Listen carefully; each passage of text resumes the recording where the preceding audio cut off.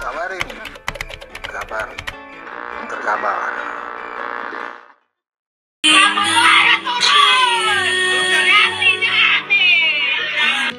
Yang menyerang Ibu Kerudung Pink punya nyali nggak kalian? Seperti Ibu Kerudung Pink, berani maju ke depan, membela aspirasi, membela keadilan untuk masyarakat. Kalian itu pada berani apa? Malu harusnya sama Ibu Kerudung Pink. Mengenai warna pink tadi itu ya, yang kita ambil waktu itu sebagai logo karena memang simbol keberanian dari ibu anak, karena berani menghadapi aparat gitu. Kadang-kadang Toa juga mungkin terlalu cepat dalam menyimpulkan sesuatu. Jadi Toa mohon maaf. Dan Toa pun tidak mungkin bisa mengikuti terus gitu perkembangannya, ditonton terus semuanya setelahnya, nggak mungkin. Aku sebenarnya udah nonton tuh video di awal sampai akhir, dan di video itu ibu itu hanya berkata sampai kepada bebasin semua mahasiswa, masih ada yang ditangkap ya, kalian ngapain nangkep itu. Aku udah nonton dari full sampai akhir gitu, dan di situ kan nggak ada di bagian itu ya. Nah setelahnya aku nggak tahu lagi bos. Mbak Salsa, kok modelan kayak Ibu Kerudung Pink yang ini nih, ha?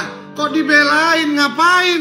Hah? Mbak Salsa pas lagi bikin videonya kurang tidur, lagi ngantuk apa gimana, kok nggak fokus? Makanya riset dulu, perbanyak data fakta, baru bikin video supaya nggak malu-maluin kayak gini.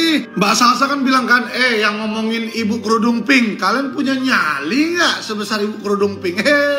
Kalau soal nyali aja hewan lebih punya nyali, Bu, ya. Tapi tidak punya adab. Nah, itu karena hewan. Kalau kita manusia diberikan apa? Hati, pikiran, otak yang pintar sama Tuhan, ya kan? Harus lebih punya adab ketimbang hewan.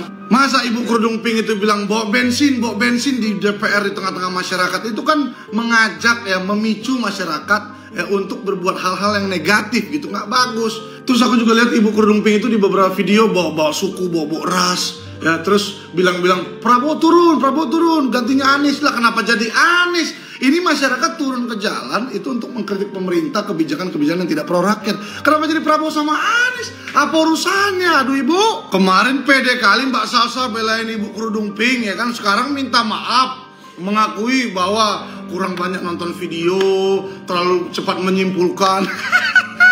Tapi kawan-kawan ya udahlah, nggak usah kita perpanjang karena Mbak Salsa juga udah minta maaf. Semoga ke depan lebih baik ya kan. Terus Mbak Salsa juga kan udah jago debat. Terus bekerja di perusahaan internasional, mungkin kecapean. Ya saranku sebelum bikin video coba minum ini boba ya, besok-besok nih. Mau nggak bobanya tinggal satu nih?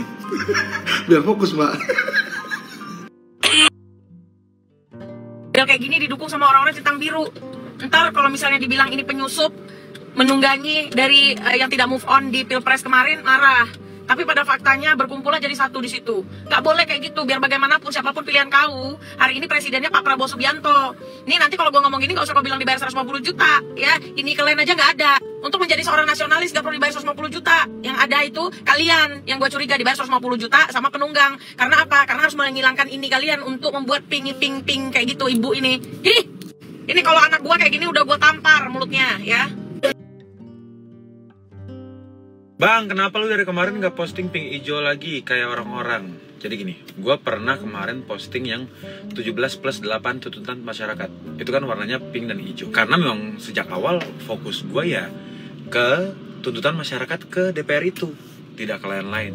Tapi ternyata setelah gue tahu warna pink itu inspired by ibu-ibu yang viral banget pas demo kemarin, gue langsung mikir lagi, wait.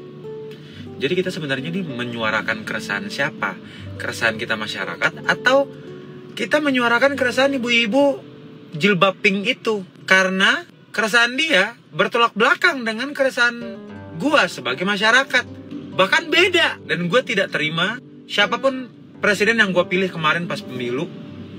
Ya sudahlah. Tapi presiden yang sekarang sedang menjalankan tugasnya memerintah di negara ini, gua sangat respect.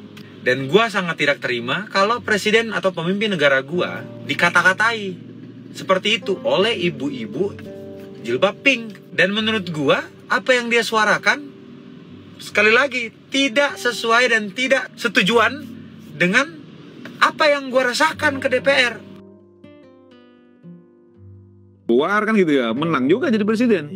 Gitu loh. Nah ini kan sesuatu yang menurut orang-orang yang sulit untuk masuk lagi ke lingkaran Prabowo, tersakiti dengan adanya Jokowi, dengan adanya Gibran. Bagaimana caranya? Singkirkan dia, itu satu. Masuk lagi bumbu, wah bahaya nanti kalau Prabowo mangkat, Gibran presiden, makin susah kita. makin bukan tertutup lagi pintunya, makin jauh dari pusat. Iya, makin dari pusat kekuasaan kan gitu loh. Makin panik juga dia kan gitu loh. Mulai hitungan kan mulai panik juga. Main lah, isu ijazah, isu ini, tentang panting, blang blang blang. Tapi gue meyakini namanya suatu kebenaran itu nggak akan bisa dilawan dengan sesuatu yang model-model kayak gini. Karena gue meyakini betul hubungan Pak Prabowo sama Pak Jokowi sangat tulus. Dulu gue dukung Prabowo, gue mau masuk lagi ke Prabowo nggak bisa, nggak gara-gara ada Jokowi. Singkirin dulu Jokowinya, gue mau masuk, itu masuk akal, kan begitu ya. Jadi kalau misalnya banyak orang begini, jangan kau bilang kalau aku ini nggak ini sama Prabowo, aku ini pendukung Prabowo, tim sukses Prabowo 2014, 2019, kan gitu ya. Jadi jangan kau ragukan, kan gitu. Ya betul bang. 2014, 2019, abang dukung Prabowo, Prabowo kalah. Pas abang nggak dukung Prabowo 2024, Prabowo menang. Jadi salah satunya ini abang dan kawan-kawan yang menyebabkan Prabowo kalah. Itu sederhana logikanya.